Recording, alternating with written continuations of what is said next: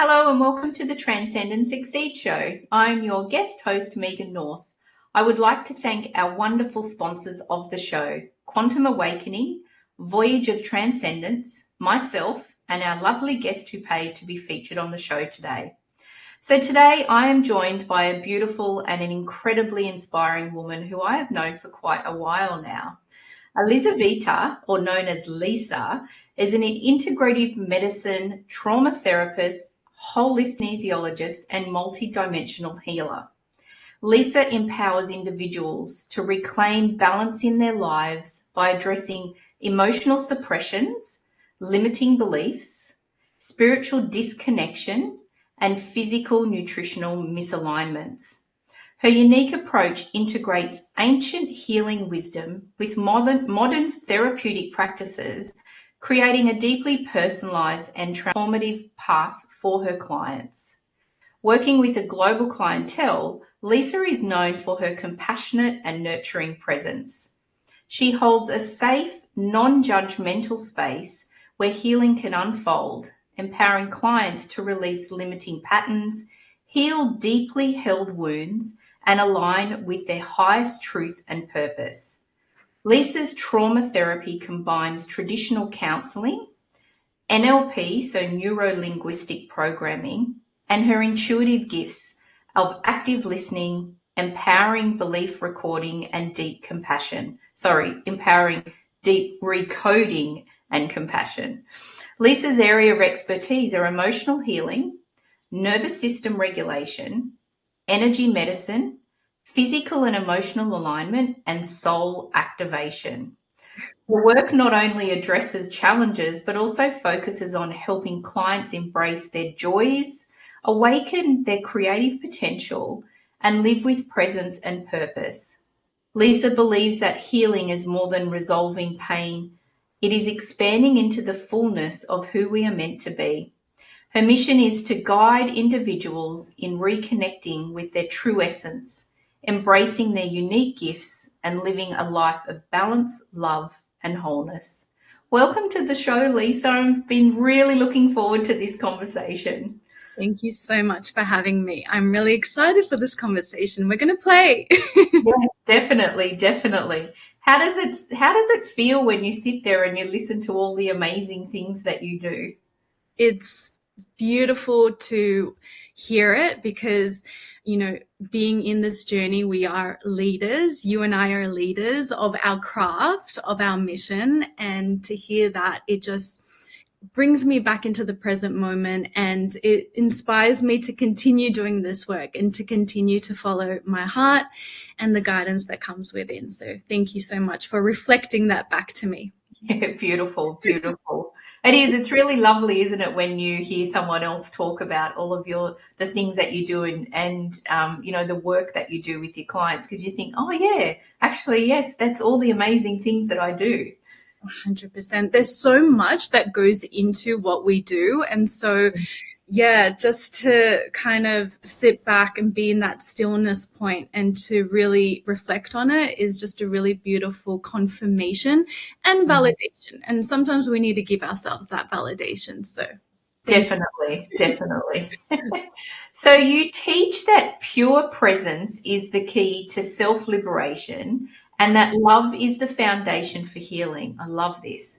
So what deeper wisdom can you share about being present and living in the love state? And how can someone begin to embody these qualities? thank you for that question. So this is something that I'm embodying every single day. And I teach my clients to embody this love mode, love state, because that's really the key to healing, the key to our expansion, and also the key to our growth. We're constantly growing every moment, moment by moment by moment. And you know, life is unpredictable. We cannot control what is happening in the unknown, but we can control our response. We can control our attitude. We can control how we perceive things, how we think about things, and how we want to show up. And so for me, I came to the realization that it's really about compassion, you know, having compassion for ourselves, having compassion for every growth that we go through, whether it's a challenging growth spurt or whether it's something that is ultra expansive and blissful. We have to hold ourselves in the sacred container, in this beautiful place within our heart where we can actually thrive and bloom and blossom. So we need to water ourselves. We need to nourish ourselves. We need to nurture ourselves. We are our greatest asset, our best friend, our number one in life. And so I help clients really step into this empowering mode. I help them hypnotize themselves because sometimes the beliefs need to be reprogrammed. Yeah. I help them really come back to the present moment where love is ever present. It's always available for us through our breath, by pattern interrupting, by stopping and pausing and really feeling to the moment and allowing ourselves to receive that love and also radiate the inherent love that we are. And so it's all these combinations of inner activations, you know, being still, being present, really connecting to our heart, to our inner compassion, allowing ourselves to be curious. We don't have to get it all right. We don't need to be anything that we're not. It's really about meeting ourselves where we're at. And that is always available to us. We have to just say yes to that. And we have to know that we are always resourceful. There is always a way to come back home to ourselves. And so I'm always reminding my clients, come home, bring your power back, reconnect with your truth, be in the stillness of the now, and allow the infinite possibilities that are available in the present moment to come through you, as you, for you. Know that life is inherently good and life inherently loves you. And so we need to know that we are loved. We need to remind ourselves that we are loved. And that is the key to being in love mode. If you know that you are so deeply loved by God, by things, if you know that you're loved by your higher self, if you know that there is a higher self in each and every person, therefore, each and every person loves you too. If you feel that in the core of your being, in every cell of your being, you literally vibrate at this ecstatic bliss. You vibrate at this deep certainty and knowingness in who you are at the core. And then everything is possible. All is possible. And that is the divine truth. And that's what we're here to be. We're here to live our bliss, our joy, and to be the love that we are. That's beautiful. And I love that you talk about that self-compassion, because it's actually been coming up a lot in a lot of the conversations I've been having on other episodes. And I think if we can be compassionate toward ourselves, I think that that's the biggest gift that we can give ourselves. Because when you love yourself and you're really kind to yourself, it just, I don't know, it feels like it takes the pressure off. It One, just feels like you can then be and to be present and to just be really nice to you. yes. Yeah, 100%. And that's really important because we're always, as I mentioned, we're always growing and we're developing our gifts, we're developing our skills, and we have to reparent ourselves. We need to parent ourselves even in adulthood because we're always stepping up, we're always evolving, we're always expanding. And it takes a lot of courage to say yes to that threshold, that edge that we want to step into, that leap of faith. And, to do the things that we're here to do, and to be the beacon of light that we are. Actually, it requires compassion. Compassion is what develops our consciousness and our capacity to hold who we truly are on a multidimensional level. We exist in various ways. We're emotional, we're mental, we're spiritual, we're physical. There are so many things that make us who we are. And that is the gift that we're giving to the world. And so compassion is literally the medicine for interconnectivity, to brotherhood and sisterhood, to that deep love that allows us to connect with people and share these gifts and then co-create together. We're building a world together, and compassion allows that to happen. Absolutely. And I also think too that when, I love that what you're talking about when we're in that growth phase as well, because often when we're having the courage to step into something new, we expect that everything is just going to work out and it's perfect and it's fine. But if you can actually give yourself that self-compassion to go, you know what? I did it for the first time. It was all right, but next time it'll be better. And actually you did a really great job and well done to you. All of that self-compassion and that love that you give yourself is just a beautiful gift you can give on your journey. 100%. 100%. We are pure potentiality. And that compassion allows us to step into that fullest potential. It is essential. Yeah. What did you say? So we're full potentiality? We are full potentiality. I love that. That's all we are, just pure presence in full potentiality. And we're always stepping into our fullness. Yeah, I love that. That's fantastic. I love it. Thank you. And so through the work that you do, you help people shift consciousness and empower themselves. So it's what we're talking about now, especially when they're stuck in a survival mode, I suppose, or experiencing burnout. So how do you guide your clients to regulate their nervous system and move toward a greater balance and resistance? So can you talk to us about the whole nervous system work that you do and then how that helps your clients, and why is regulating our nervous system so important? Yeah, thank you. It's essential when we are living our full potential, or we say, yes, I'm here to step into who I truly am. And living our full potential isn't meant to be hard, but yet conditioning teaches us that it's outside of us, not inside of us. We have to reach towards this peak state. But really, it's just being our true self, which is the easiest thing that we can do, is just be ourselves. It's like, I am a unique soul. I'm not trying to be anyone but who I really am. But the nervous system is linked to everything in our body, including our mind.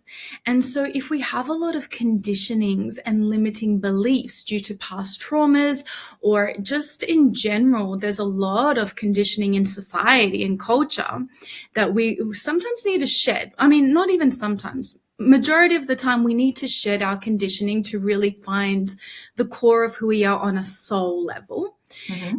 So the nervous system allows us to actually be the embodiment of our true self. And sometimes we need to regulate that nervous system so that the limiting beliefs are not necessarily running the show, that the nervous system is deeply secure and safe in the full expression of who we are. And so, how many times do we hear people saying that they're nervous, they're anxious, they're scared, they don't believe, they don't trust? This is something that we're all working on as human beings. We're stepping into that deeper calibration of self-trust. And so there are a few ways to recalibrate the nervous system. It's not one way or another. Mm-hmm. When clients come to me in a clinical setting, I relax them. I activate all the different points of the body that stimulate that relaxation response so that they can hear their inner voice, so that they can actually think clearly, that they can actually feel their own heartbeat at a rate that is calm, secure, and in love.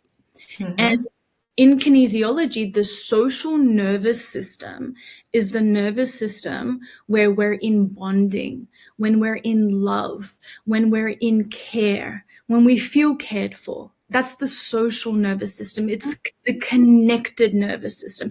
It's not in sympathetic. It's not in parasympathetic. It's not in fight, flight. It's not in rest and digest. It's that beautiful nervous system where we are operating as a whole being. Right. And so we need to shift our lifestyle to have pockets of time to really be in silence, to be in stillness, to nourish ourselves, to slow down.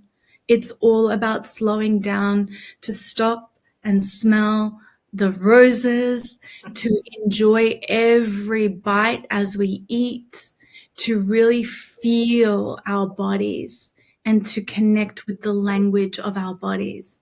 And in doing so, we can continue to expand and expand and expand our consciousness because our nervous system is deeply secure in its state of wholeness.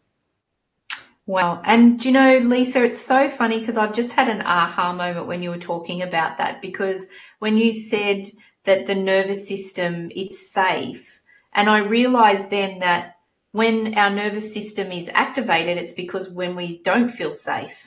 Yeah.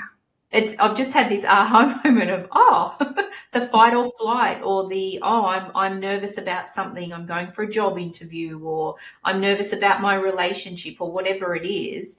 That is then being in a complete opposite state of safe. Yeah. It's something else. So that's when we then activate the nervous system in I don't want to say in a bad way, but in a way that is not beneficial for us. 100%. We're not our true selves when we're in fight and flight. We're in survival mode. And survival mode, the priority is to take care of literally, so that when we're not feeling as if we're in threat mode, we're in danger, right? But that's why I mentioned the limiting beliefs, because, for example, it's not, for some people, depending on their conditioning, love can be a threat. And so this is why perception really matters when it comes to the nervous system. It's not only slowing down, it's not only being in our senses, but it's also about reprogramming ourselves so that we actually have a right mind and an open heart, and we're connected to our gut intelligence so that we can shift our own consciousness through our own innate wisdom. We all hold wisdom. It's not outside of us. We all have that inner feminine, that wise woman archetype that lives there. And if we slow down, we can hear that truth. We can hear that wisdom. and allow ourselves to shift and recode our own limiting beliefs so that we recognize what is an actual danger and what isn't. Yeah. Okay. And when you're talking about limiting beliefs, we're talking about, when you said that there might be a limiting belief that love isn't safe, it could be somebody who grew up in a childhood that there was trauma. And so love for them was they were told that this is love, but actually they were in a very unsafe place. So we take on those limiting beliefs, don't we? And then we carry that through our lives. And so then when they think about love, it's a trigger for an unsafe space. 100%. And then what happens is their nervous system, as a byproduct of that limiting belief, is dysregulated in the presence of love, because their belief is love is chaotic or love is conditional, whatever the story or the narrative is based on what they observed or experienced. So we need to take not only self-compassion on board, but self-responsibility. We need to reparent ourselves. We need to slow down. We need to have pockets of connection time throughout the day. And we need to reprogram ourselves from our own inner wisdom. It's always best to connect with our higher self. And if that is challenging because we're new to that, then that's when people come to see me, and I'm just a channel, and I, set the intention for my clients where it's not about me, it's not about me, it's not about Lisa, it's about what does this person need in order to be in balance in their connection, in their social nervous system, so that they can thrive, essentially. And so all these different nuances. It's not just one thing. It's just a beautiful tree with amazing roots and amazing branches. And we're working on all the branches and all the roots and the trunk. And it's really beautiful too, because I've never referred or thought of the social nervous system as well. I think that that's really interesting, because it'd be something that we wouldn't necessarily think of as a nervous system, but it is, because it's then that connection with people, and but it's then also what do we pick up from that environment as well, that you're with a friend that's usually really calm and the conversation is beautiful and flowing, as opposed to someone who's always hyper. That social nervous system is very different as well. Yeah, I love that you say that. You just gave me an aha moment, because the people that we surround ourselves with do matter, but not from a judgmental or materialistic point of view. It's literally what is safe and what is good for us. So, part of my healing journey to really be in a regulated nervous system myself, because I don't know about you, but I've experienced survival mode myself. So I know what it's like. And it can be really disruptive. I had TMJ issues and I had hormonal imbalances. So I went on a healing journey. And my husband actually helped me reattune to a safe nervous system just from hugs. So he's got this natural innate way to regulate me as the divine masculine. Whenever he sees me stressed, he would just say, come on right now. And he's like, get up, and I'll get up. And then he will hold my hands and we will do a little dance together. We'll just shake it out. And then we'll hug each other heart to heart. And that hug is literally a nervous system balance. That shake and that boogie is a pattern interrupt to get out of the head and to just come back to the natural, innate safety zone. Wow, that's amazing. I love that. The power of a hug. I know, right? That's beautiful. That's how simple all of this is. Yeah. This is why, healing is so natural. Because we hold that. Okay, so we need to just take a quick break and hear from our sponsors, but there's so much more for us to explore. So we'll see you in a couple of minutes.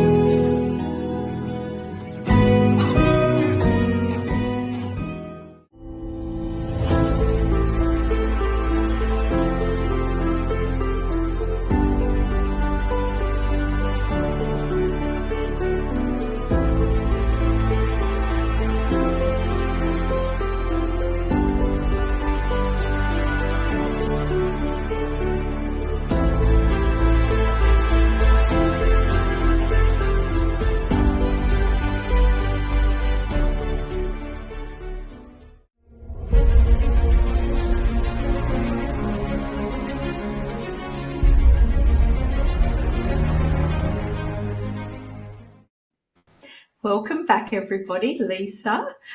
So Before we get into, I just want to explore more about that heart, that opening the heart and the heart connection. I believe that you've got an offer for the audience today. yes, thank you. I am offering 50% off my sessions, which at the moment my sessions are a 90-minute one-to-one where I channel and work specifically on what it is that you're working on. It could be anything, whether it's health, whether it's purpose, it could be relationships, any personal or professional development. That's what I work with. And on top of that 90-minute session, we have 2 weeks together in a sacred one-to-one container where we are exploring distance healing. I am channeling any resources that need to come through for you to integrate the session and your goal. I also create audio activations and video activations. I basically pump my clients with all this amazing good vibes energy, and they are transformed in the 2 to 3 weeks that we are together. Wow. So that's 50% off. That's beautiful. Thank you for your generosity. So the QR code here is to take our audience to your website, and then they can contact you through there. Yes. Yep. Yes, definitely. It's all there. Excellent. Thank you very much. Thank you. So we were just talking about heart before. So those people who have a closed heart, due to being hurt or being abandoned or rejection, how do you guide them to heal and to open their heart again? So what steps, so that's, I guess that's one question. Then what steps can someone take to begin this process on their own? Yeah. I mean, we do need to forgive. It takes time, you know, that level of readiness is completely personal. And I always help my clients with the wisdom code of forgiveness sets you free. Forgiveness opens up your heart. You know, the inherent truth is that there is only oneness. We are all interconnected. We're all in this together. There is only one humanity in terms of consciousness. So we're all playing this game of life. And so forgiveness is the beginning, but before forgiveness is acceptance. So first we need to accept what happened. In neutrality, we need to accept ourselves, our part. We need to accept what is. From acceptance, forgiveness is the next step. And from forgiveness, then we set goals for our mission, our vision, and our purpose. So really the wound, the hurt is a gift deep down inside. It is the opening of consciousness.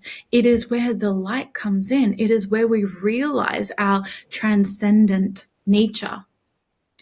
And so, you know, when we're deeply in the hurt and pain, I really do need to hold space for the clients, because sometimes they're not able to see that, you know, because they're in the survival state or they're angry. But that anger is so natural and so necessary because it creates change. It allows us to start feeling our own power and start recognizing this isn't right. It brings us back into the present moment. Anger is a beautiful quality when it's contained right. When we have intention combined with feeling everything, then we're allowed to feel what we feel as long as we don't hold it in our hearts, because the heart wants to be free. The inherent nature of consciousness is freedom. Spirit wants to be free from attachment, free from conditions, free from limitations, free from holding energies that no longer serve its purpose of expansion. And so we need to go through these steps, but it's not linear. And it's okay. The process, the way that it happens is perfect. It actually is all divine. So this is just one way of opening the heart back up.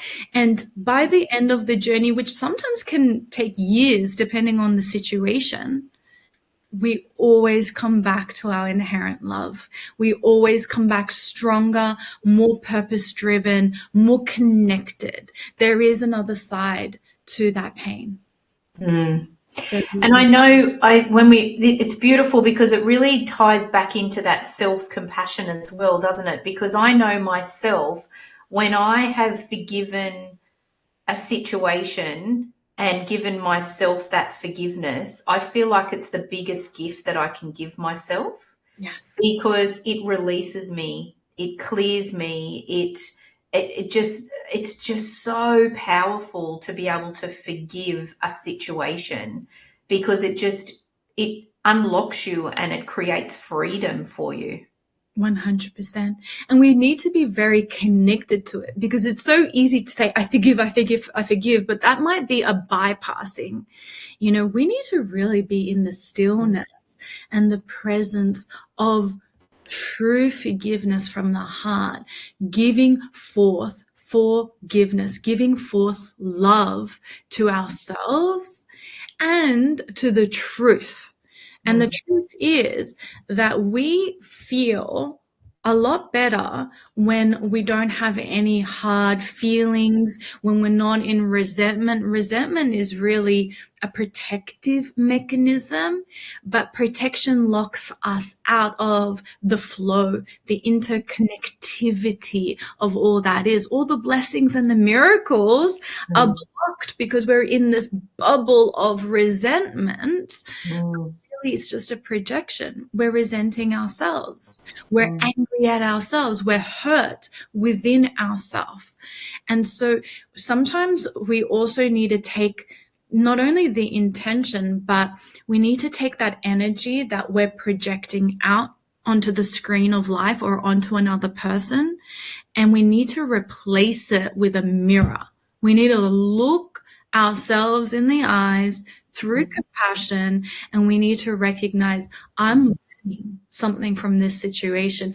I'm gaining something from this situation, and this pain is a gift, and I'm willing to move through it, to break through into my purpose, into the inherent love that I am. That's beautiful. And I also think it's interesting because, you know, with a lot of things that we hold on to, it doesn't, sometimes we're causing our own pain in the sense of other people just continue on with their life and don't even give something a second thought, whereas we could be holding on to it. I remember a famous TV actress, she said that she had this best friend and they were inseparable.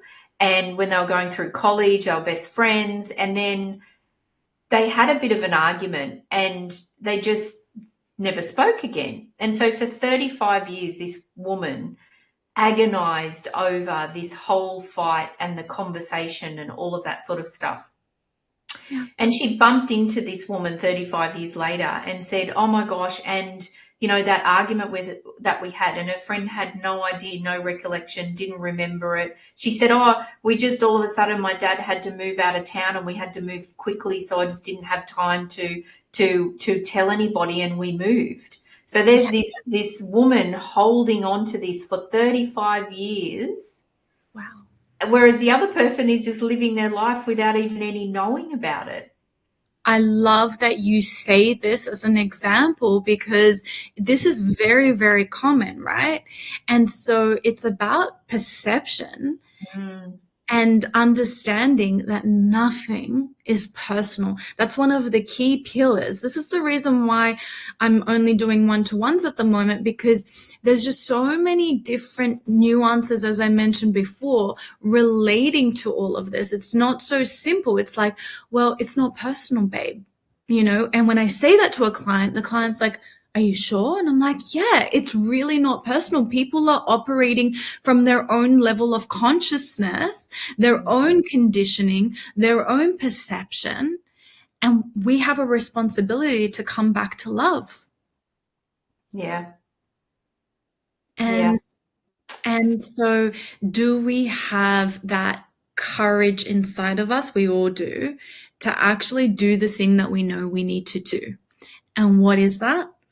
Am I choosing love, or am I choosing my patterning, my fears, my trauma? Am I choosing love in this moment? We always have to ask ourselves that question. Yeah. Yeah. And when you're in that moment, that's different. I mean, for us to say it, both of us are theta healers, so we talk about what's the benefit of holding on to a limiting belief. And it's easier said than done, because when you're in that moment, if somebody has really hurt you or if there has been trauma, it's not easy, but it's that moving, that perception, and just sometimes I talk about it as getting out of your own way. 100%. Yeah, getting out of your own way. Yeah. Megan, you're speaking so much wisdom, because it's 100% true.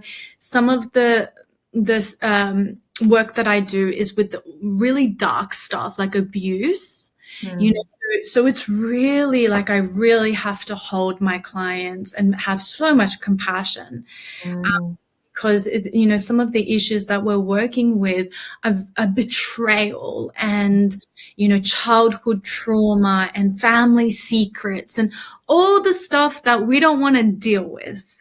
That's when people come to me, and it requires that inner child connection. We need to speak to that innocent and pure part within us, and almost connect to the windows of the soul, the eyes, the heart, and really slow down in that purity, in that connection, and just speak pure truth. I see you.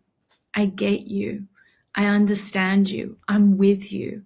I'm holding love for you, as you, with you. It's really creating the scene for natural wisdom and natural healing to take place. Yeah.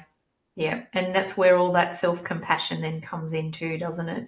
When you're saying all of those, you've got no choice but to feel love for yourself and self-compassion when you're saying those things to yourself.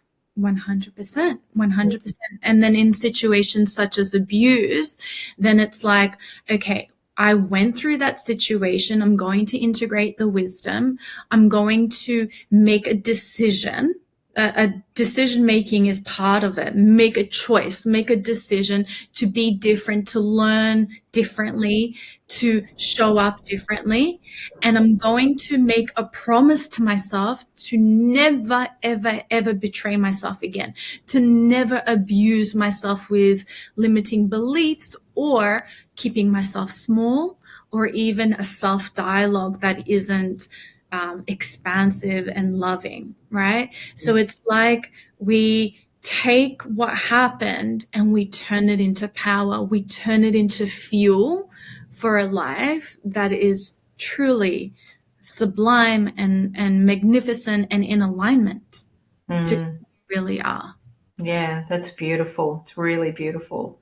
Aren't we, I feel so privileged when I work with clients on these sort of things, because to be part of someone's journey, I think I'm really blessed to know that they trust and that you can hold space for them, and for you to witness the beautiful journey and the change that they can make. Yes. I agree 100%. Sometimes I have tears of happiness when I see my clients after, once they've, healed and thrived and they're living their best life. Like some of the situations that I've witnessed, clients coming to me at their rock bottom. And then from our work together, we're journeying maybe 6 weeks, maybe 6 months. Some of my clients have been with me for 6 years, right? Coming to me at every upgrade. So every time they upgrade, they come to me, right? And so when I see my clients after their rock bottom, they get married, they have children, they live the most expansive life, they buy a house, and I'm just sitting there and I'm just there are no words for the feeling that I have. They're a gift to me because witnessing melts my heart. It makes me feel beyond gratitude. I can't even tell you the feeling that it is. It's transcendent. Yeah. And all I can do is just cry in happiness and truly connect to the divine in that moment. So I'm so grateful for my clients to trust the process. And I'm also grateful for the ability that we can be conduits and that we can be channels.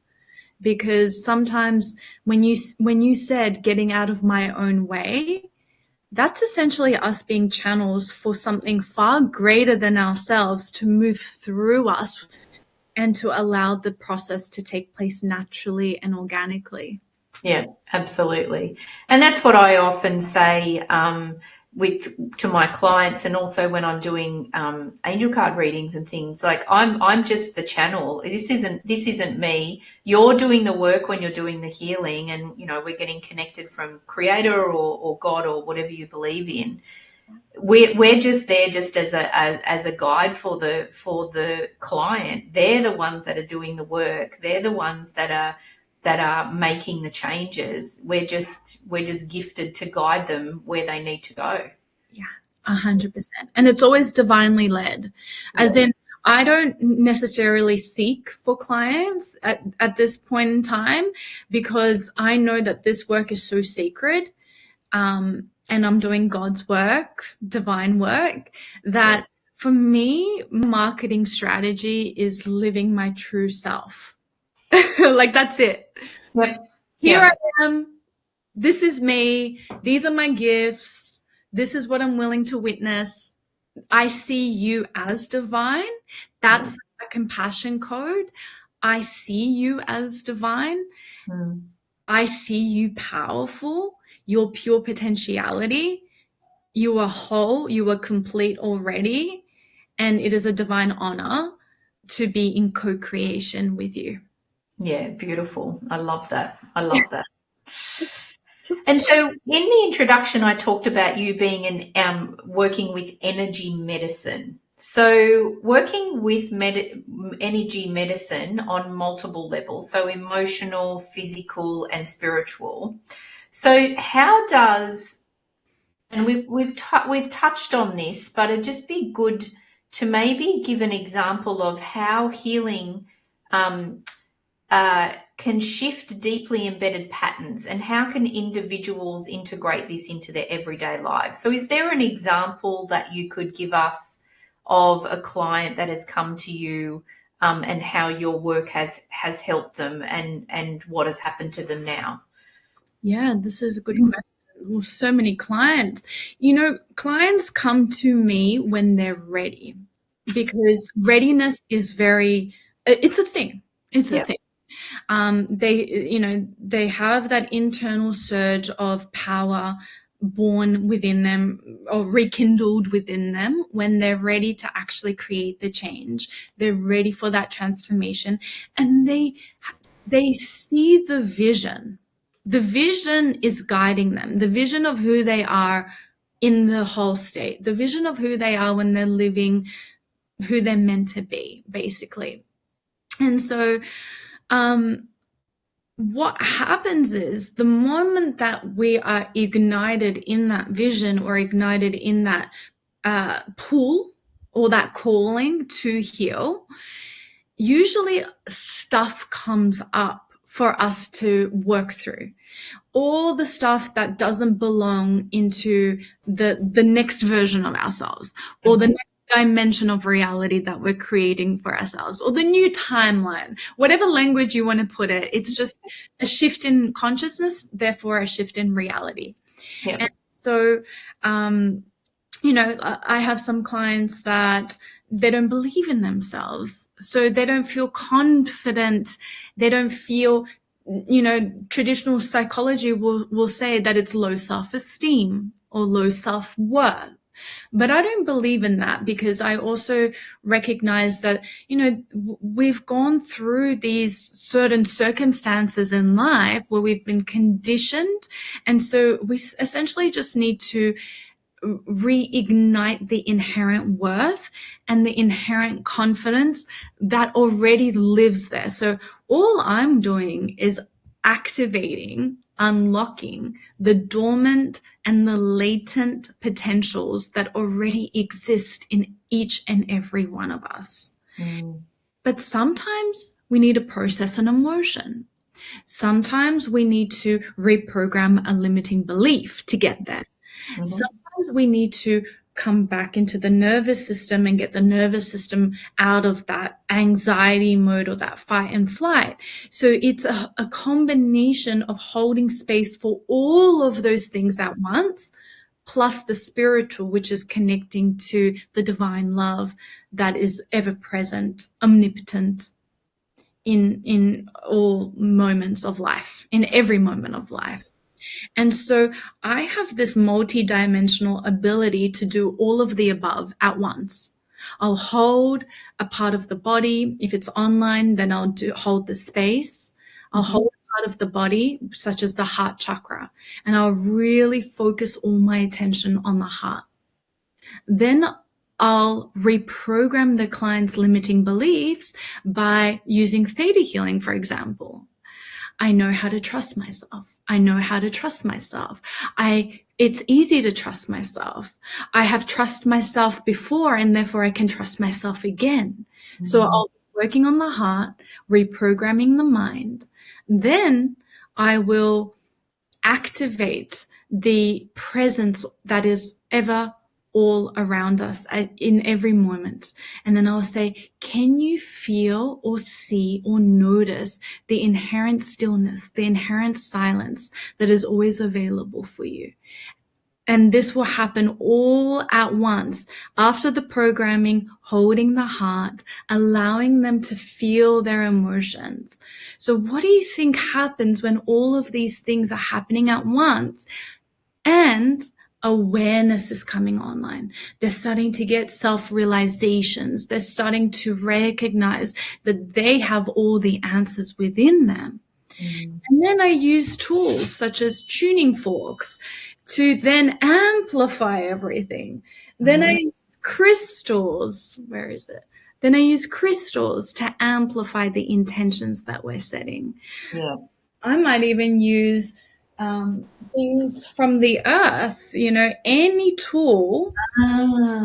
Get someone to feel. So right now, if you just allow yourself to feel what I'm sending you divine love, using all the tools, the presence, and the reprogramming that is available in every moment, allowing you to feel what you feel, notice what you notice, and come back to your heart. And I'll also prompt them to take a deep breath in and out. So we'll do breath work, reprogramming, emotional release. I'll hold acupressure points. I'll use tuning forks. You name it, we're going to do it. Wow, that's really beautiful. Really beautiful. I love it. I love it. And I also love that you talked about earlier with your husband, and you said when you hug, it's the heart-to-heart hug. And that was something that I learned from our mentor, Mark, with Theta Healing, is when you hug, it's heart-to-heart. And it's definitely a challenge for all of our audience to shift the way that you hug, because naturally you go to, well, I used to naturally go to the non-heart side, whereas now I go to the heart side, and the hugs feel so different, don't they? 100%. Sometimes I catch myself when I do the hug on the other side. I'm like, no, heart to heart to heart. So interesting. Everything you're saying is such a beautiful divine reflection, because another thing about energy medicine that we need to recognize is that everything is energy medicine. Everything, including you, Megan. You are energetic medicine for me, for the people that you serve, for the people that you love. You are a positive electromagnetic, emotional, spiritual, physical force of nature that when I'm in your presence, you make my life better. Oh, And that's thank you. the truth. And that's the truth. And so if we see energy medicine as something that is really, really simple, outside and smelling a flower, you know, picking a herb, eating it raw, going into nature and finding a waterfall and just allowing the water to just wash our auric field. Everything is energy. Yeah, absolutely. It's beautiful. It's a beautiful way to wrap up our conversation, because we actually only have a couple of minutes left. Can you believe it? We're flowing here. I love this conversation. So I'll ask you the same question that I ask all of my guests before we finish our conversation. So can you share with us, what is your favorite quote and what's so important to you? Thank you. So I'm going to let you know a quote from my inspiration, Rumi. And this one is just in front of me because it's just easy to express. So the quote is, and I'm closing my eyes for a reason. The quote is, close your eyes, fall in love, stay there. Rumi. Oh, wow. That's beautiful. That's so perfect for our conversation today. It's all about love, baby. It's all about love. And when we're in that love, everything is available for us. You know, I've embodied it myself. You've embodied it. That's what we do as healers. We help everyone come back to their inherent truth and love. So all that is required at the deepest level, at the highest truth, close your eyes, fall in love, and stay there. That's beautiful. Oh, it's been such a beautiful and insightful conversation today. And it's really interesting because even though we've known each other for a long time, I love just sitting and listening to you speak, because there's always so many aha moments. So thank you very much for being you and for being in my life and for being a guest on the show today. Thank you so much. Thank you for our connection. Thank you for having me.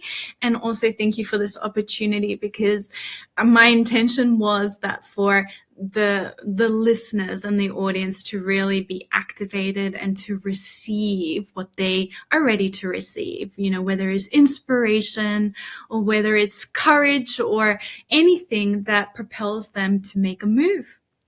Yeah, beautiful. Thank you, Lisa. And thank you also to all of our amazing and dedicated audience, our supporters, and to our sponsors. And again, I just hope that you all have a beautiful and amazing weekend ahead. And I will see you all next week. Thank you again, Lisa. Thank you. Bye.